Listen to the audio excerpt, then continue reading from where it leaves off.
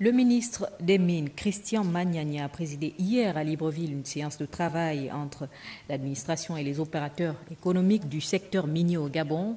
La révision du code en la matière et son amélioration ont été abordées. Le compte-rendu de Frédéric Yenda Moukoula et de Pierre Claverella.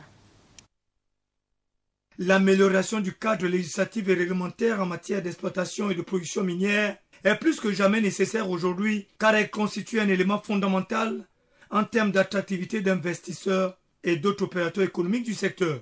L'objectif de cette relecture, c'est de parvenir donc à une révision concertée de ce code minier que nous voulons attractif à la fois pour des investisseurs directs étrangers qui sont nombreux et qui frappent à la porte, qui ont besoin d'avoir un code qui accompagne donc les investissements à venir donc dans le secteur minier en République gabonaise, mais également rassurer la plupart des opérateurs économiques qui sont installés et qui ont vocation donc à développer cette économie minière attendue donc de plus d'autorités, surtout dans ce projet donc de relance économique. La séance de travail présidée par le ministre Christian Magnania était donc essentiellement axée sur le contenu d'un travail de fond de plusieurs mois dirigé par Michel Oyo en sa qualité de président du comité de relecture du code minier gabonais.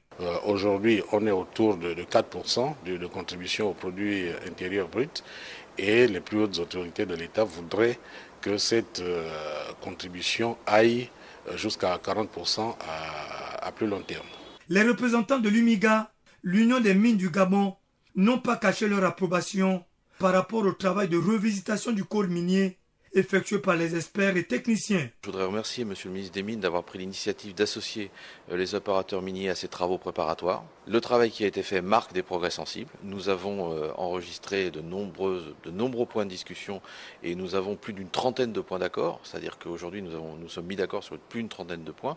Il reste évidemment des points sur lesquels l'UMIGA a encore des commentaires à faire et les a fait d'ailleurs au ministre, points qui seront tranchés au niveau ministériel et au niveau des plus hautes autorités de l'État.